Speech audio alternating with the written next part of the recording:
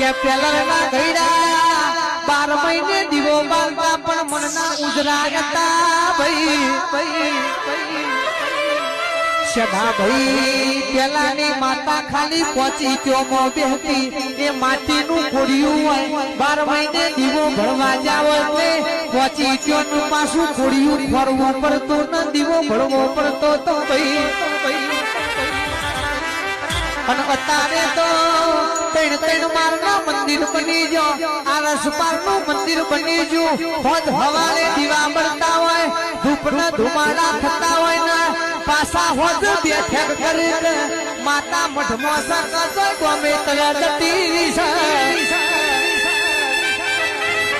અલ્યા માતા ચોય ગમે તરત નહીં જતી તમે મોનવીની મતી બદલી નોખી પેલા હોમા હોમી ગોમનો ઝઘડો થતો પણ માતા